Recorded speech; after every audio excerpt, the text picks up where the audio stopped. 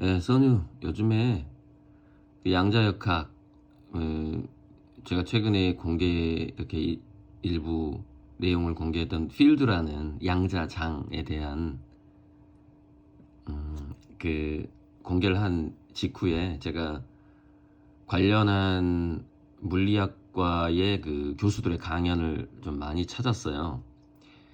이게 강연 중에 한 장면인데, 이게 벨의 부등식인가와 관련된 2022년 노벨상과 관련된 이론인데, 양자의 비국소성을 받아들이는 벨, 양자 상관관계는 국소적으로 설명할 수가 없다. 원거리 작용 없이는 설명이 불가능하다. 이게 이제 양자장 이론이고, 이 강의도 제가 한번 댓글로 달아드릴게요. 이거 세상을 설명하는 양자 이론 표준 모형과 그 너머, 여기 보면은 여기까지 뭐 우연처럼 보이는 필연, 동시성, 보험의 양자역학, 이런 것들, 시간을 통한 양자 얽힘. 그러니까 요즘에 그 양자 강의가 여기저기서 이렇게 많아지는 이유가 뭐냐면, 연속적으로 2022년, 23년, 아마 21년도에도 노벨상이 나왔던 것 같은데, 계속해서 노벨상이 양자역학에서 나오고 있기 때문이에요. 양자물리학에서. 자,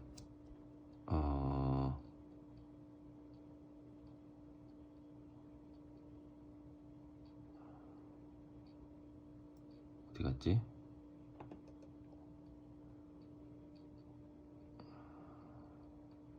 보여드리고 싶은데, 여기 이제 그 노벨 물리학상, 여기네. 이 사람들이 이제 2022년 노벨 물리학상이잖아요. 2022년. 그러니까 이 사람들이 그 비국소성과 관련해서 그걸 어떻게 활용할 수 있을까? 얽힌 광자를 이용하여 배 부등식 위배를 확립하고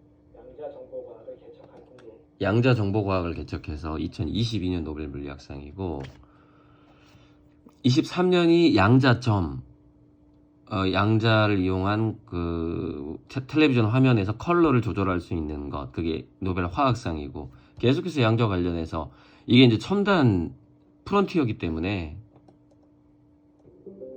그래서 여기도 보면은 이제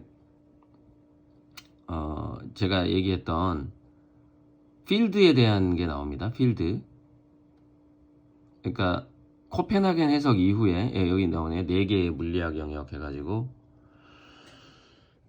이걸로는 좀 안 보이고요. 이렇게 보면은, 자, 뉴턴의 고전역학, 그 다음에 아인슈타인의 상대성 이론의 세계, 그 다음에 여기가 이제 닐스 보어, 슈레딩거, 코펜하겐 해석이고, 양자역학. 근데 지금 여기까지 와 있는 거예요. 양자장까지 와 있는 겁니다. 비국소성, 필드, 제가 얘기했던. 여기서 이제 네 번째 그 진화를 한 거죠. 이렇게 물리학 이렇게 뭐 1단계, 1, 2, 3, 4단계까지 왔는데, 그게 필드 이론이에요. 양자장 이론. 제가 그 소개를 해줬던. 그러니까 이 사람은 지금, 이 강사는 연세대 물리학과 교수예요. 그리고 원래 이제 과학적으로 이 카오스 사이언스에서 굉장히 이 공인받은, 그러니까 과학자 이공계를 진학할 고등학생들까지 보는 강의입니다. 이게 굉장히 인기 있는. 이거 2개가 이제 완전히 그 이제 현직 교수들이 강의를 하는 거고요. 그 다음에 뭐 이제 나머지는 일반 유튜버들이, 글쎄 이거랑 안 봤는데, 이거보다는 이런 영상들이 쉬워요. 이런 뚝딱 철학, 5분 뚝딱 철학, 이런 건 좀 쉬워. 잠깐만, 광고 때문에. 그래서 이거는 그냥 댓글만 제가 모아서 달아놓을게요. 한번 보시고. 이건 제가 안 본 건데 뭔가 볼까요? 양자 얽힘이 무엇인지 설명하는 데 그치지 않고 왜 이러한 현상이 벌어지는지에 대해 이해시켜 드리겠습니다. 이 양반도 양자 보면은 구독자가 73명이잖아요. 이제 시작한 거야. 자연과 과학. 그러면서 이제 요즘에 하도 양자가 핫하고 뭐 뜨거우니까, 와, 강의 잘했나 보네. 양자역학을 접한 이후로 가장 완벽한 일반적인 양자역학 강의입니다. 강추. 내부자 아닌가요? 내부자. 감사합니다. 그러니까 이런 점점점 이제 쉬워지는 거죠. 뭔가 퍼즐이 맞춰지는 느낌이에요. 이거 달아드려야 되겠네. 양자 얽힘이란 말 그대로 서로 얽혀 있는 양자 보면 중첩, 동시성 막 이렇게 나오죠. 이게 필드에서 제가 계속 얘기했던 왜 신비한 현상들이 일어나는가에 대한 기초적인 원리거든요. 이게. 그래서 시간이 흐르는 세계다. 이거는 좀 더 들어봐야 할 것 같고요. 양자역학은 시간이 흐르지 않는 세계다. 과거, 현재, 미래가 동시에 있는. 그래서 양자장은 아카샤장과 비슷하다. 이렇게 얘기를 했죠.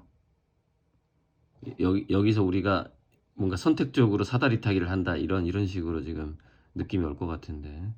어떠한 입자가 동시에 여러 공간에 존재했는지 못했는지 알아내는 실험은 의외로 간단합니다. 구멍을 2개 뚫어놓고 그 입자를 던져보면 됩니다. 또 이중수를 시험. 상호작 어쨌건 동시성. 자, 그래서 몇 가지를 달아드릴 거고요.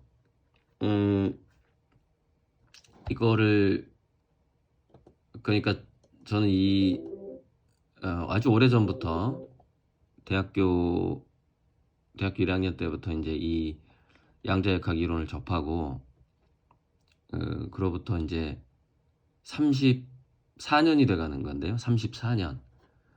그래서 이 신비한 현상들에 대해서 굉장히 관심 있게 접했는데 이제 제가 이런 신비한 현상에 대해 물리학적 원리에 대해서 신경을 많이 썼던 거는 역시 이것도 사실 월남전에서 돌아가신 아버지하고 얽혀있는 문제인데 저는 영의 세계하고 사후의 세계가 너무 궁금했거든요. 그러니까 이제 그게 이런 과거, 현재, 미래가 동시에 있는 세상이 되게 매력적으로 느껴지는 거죠. 그러다 보니까 평행우주에 또 심취하게 되고 이거다라는 이제 그런 확신을 갖게 됐고 그렇게 눈동자의 우주 그림으로 진화를 하게 된 거예요. 그리고 이제 눈동자의 우주 그리기까지 양자역학을 접하고 16년 정도가 걸렸고 그로부터 또 한 16년, 17년이 어떤 그걸 갈고 닦으면서 여기까지 왔습니다. 올해는 다시 새로운 어떤 도약을 위한 새로운 시리즈도 그려야 되고 그렇게 하는데 갈수록 어쨌건 2020년 이후에 계속 양자물리학 쪽에서 노벨상이 나오기 시작하면서 갈수록 이게 그리고 또 이제 평행우주가 뭐 이렇게 만화라든가 닥터 스트레인지나 스파이더맨 쪽이 만화로 굉장히 세상에 알려지게 되면서 그 다음에 Everything Everywhere All at Once라는 그 양자경 나왔던 그래서 양자장에 대한 거라서 양자경을 선택했는지 감독이 그건 잘 모르겠어요. 그 중국 발음과 한국 발음이 양자 비슷해가지고 어쨌건 굉장히 이제 빠른 속도로 일반화되어 갈 것이고 눈동자의 우주의 그 그것의 그 양자장 이론이나 코펜하겐 해석과의 그 연관성을 사람들이 다 이제 알기 시작할 것이고 그리고 이제 그 눈동자의 우주를 그리는데 또 그 태양을 강력하게 그리기 시작한다라는 점은 앞으로 한 20년 동안 계속될 주역으로 봤을 때 풍수 9운의 3.2화의 남방 3.2화의 그 불의 괴의 시대가 20년간 가는데 그거랑 또 겹치게 되고 그 태양의 중요성 그런 부분들이 그리고 이제 저의 그 강력한 스토리 중에 화본기통 그림을 본위로 한 기축통화 시대가 온다.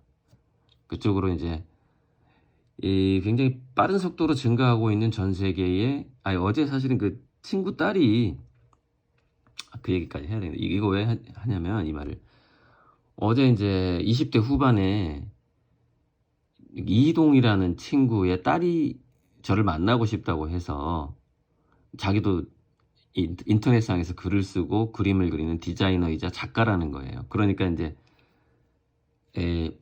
만날 수밖에 없었어요. 그래서 어제 뱅크시 얘기도 나오고 그랬는데, 그래서 제가 뱅크시의 단점에 대해서 얘기를 했죠.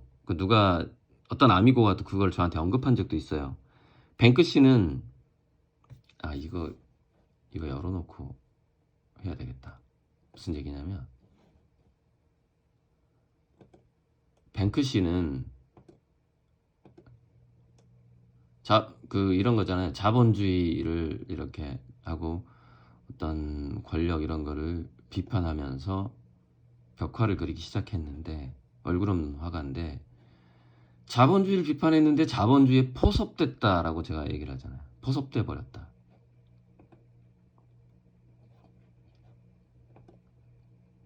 그래서 여기 보면은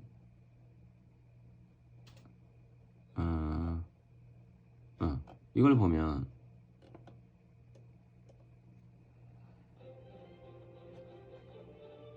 제가 이렇게 얘기하잖아요. 23년 인터뷰에서 여기서부터 한번, 이거는 저작권 안 걸리니까 다 아는 사람들 거라서 소리를 잠깐 키우고 한번 들어보셨을 텐데, 이렇게 안 먹어. 했어. 그냥 자막 위주로 볼까요? 또 사람들이 이렇게 얘기해요. 나는 자기 그림에 막 연구는 하는데 팔지 않는 화가가 멋있어, 이렇게 얘기하는 사람도 있어요. 그러니까 자본주의하고 저는 타협하지 않고 아예 그 시스템 안으로 들어가지 않는 화가. 그래서 저는 팔 수 없는 설치미술만 한다거나 퍼포먼스만 한다거나 그것을 거부하는 흐름이 굉장히 오래됐어요. 그것을 비판하는 흐름이. 그래서 오히려 이런 생각이 드는 거예요, 저는. 호랑이를 잡으려면 호랑이 굴에 들어가야 되는 것처럼. 우리 외계인이 이렇게 침공했을 때 영화에 보면은 폭탄을 그 목구멍 안에 집어넣어야만 죽잖아요. 옆에 막 던져봐야 안 죽잖아, 이렇게. 그죠? 안 죽잖아요. 그런 것처럼 그림과 결탁된 자본주의의 폐해가 있다 이거예요. 그림이 자본주의의 시녀 역할을 하고 꼭두각시 역할을 하고 그런 걸 비판하면서 그것을 비판하는 것 자체를 예술로 삼는 사람도 있어요. 근데 이거는 이제는 그것도 식상하다는 거예요. 제가 생각하는 제 미술의 새 지평은 뭐냐면 자본주의 복판으로 들어가는 거예요. 심정으로 들어가는 거예요. 그래서 거기서 또 새로운 어떤 핵분열 같은 걸 일으켜서 전체 원자 구조를 바꿔버리는 거죠. 네네네. 요거 새로운 지평. 여기 이제 그 덕장님이 편집해 놓은 거잖아요. 그래서 그때 한참 제가 저 인터뷰를 한 게 성능경 씨가 이제 새롭게 주목받으면서 잠시만요. 성능경 씨가 새롭게 주목받으면서 그런 이야기들이 또 나왔었어요. 그러니까 뭐 이 사회를 비판하는, 자본주의를 비판하는 듯한. 그런데 이 한국뿐만 아니라 이제 한국에도 그런 사람들이 늘어나고 있는데, 세상에는 그 금괴로도 요즘에 양자역학 강의 정말 많이 나오네. 금괴로도 자기 재산이 너무 많아서 금괴로도 재산을 모아놓을 수 없는 사람들이 그림으로 모아놓는단 말이에요. 굉장히 작은 공간을 차지하기 때문에. 그러면서 프리포트에 그림들이 넘쳐나면서 그 신문 기사를 읽어보면은 싱가포르 프리포트도 꽉 찼고, 뭐 전 세계의 그 공항에서 그림을 보관하는 장소들이 지금 부족하다 이거예요, 공간이.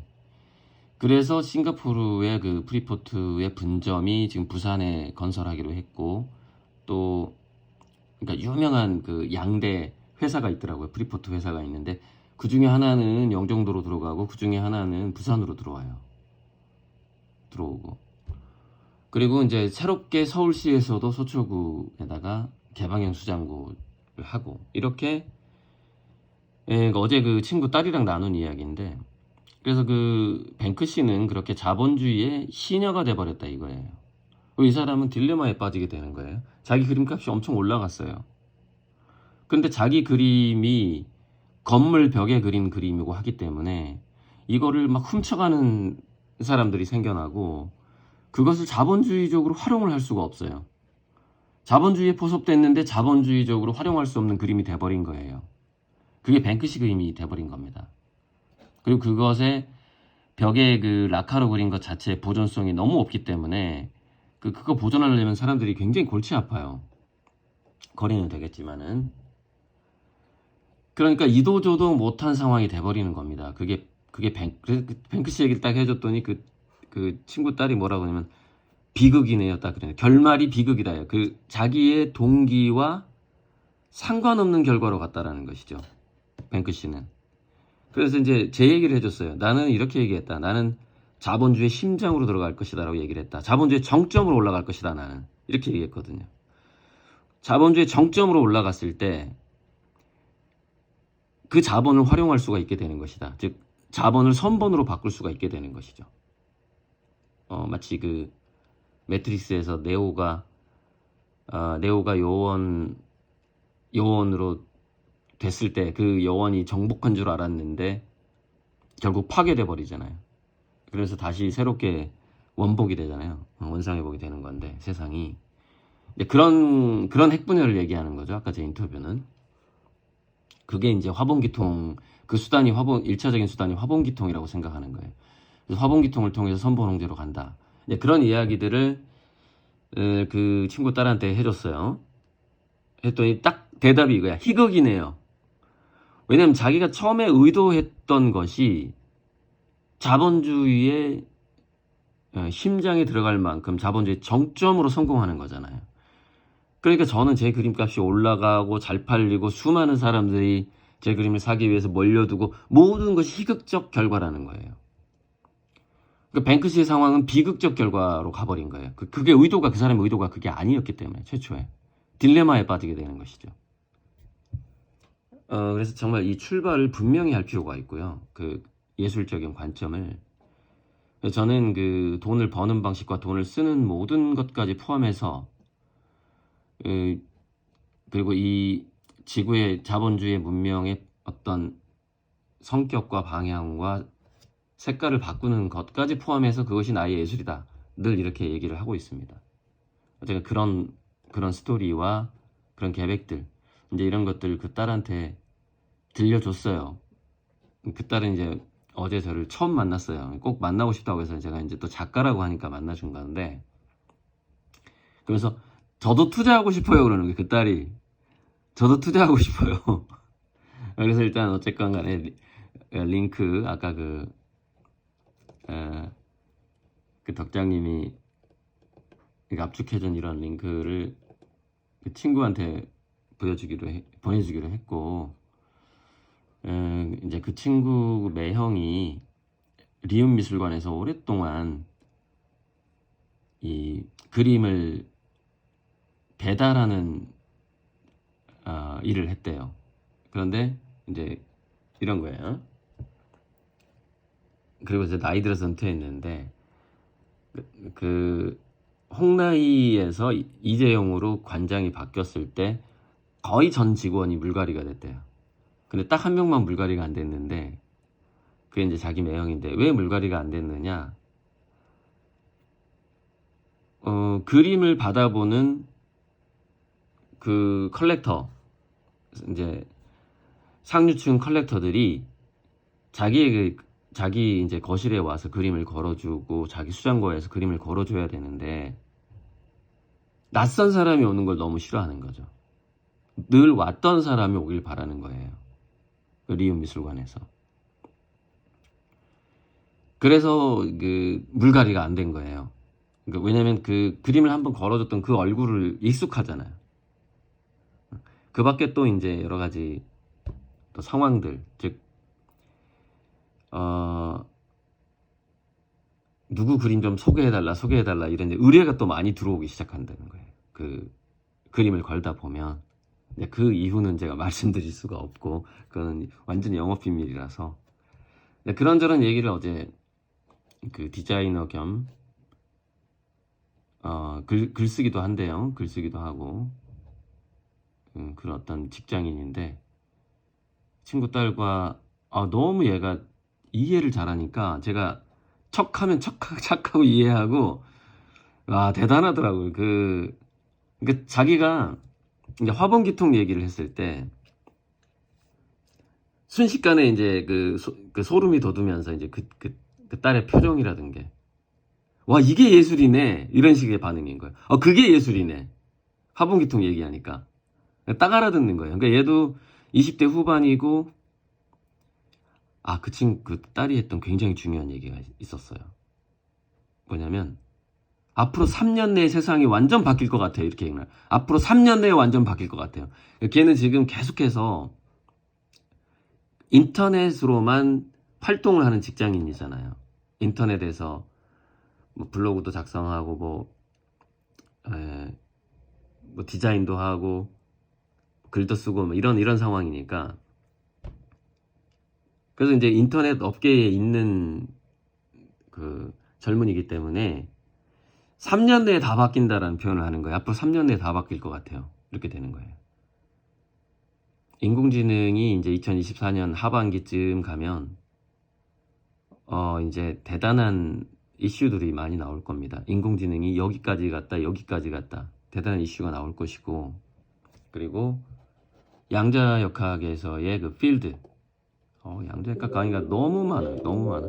이 초전도 현상 지금 계속 노벨상이 나오니까, 이거 1개월 전이잖아요. 1개월 전 강의잖아요. 초전도 현상에 대해서 한 강의. 이런 것들 요즘에 고등학생들이 공부해요. 이런 것들. 네, 여기까지 하겠습니다. 그래서 어제 여기 이거 쭉 이렇게 맞네. 그죠? 양자역학과 촉근, 어제 촉근 강의를 제가 좀 봤는데, 와, 너무너무 지루해가지고 힘들었네. 표준명 그 너머 전부 다 양자잖아요. 여기까지 파동 방정식, 슈레딩거, 이렇게 많은 국내의 그 현지 교수들이, 물리학과 또는 화학과의 교수들이 이렇게 나와서 강의를 하고 있는 겁니다. 특히 23년에 이렇게 많이 강의를 했어요. 22년도 20년 이후에 아마 이쪽에서 노벨상이 계속 나오니까. 네, 써니 이렇게 했습니다.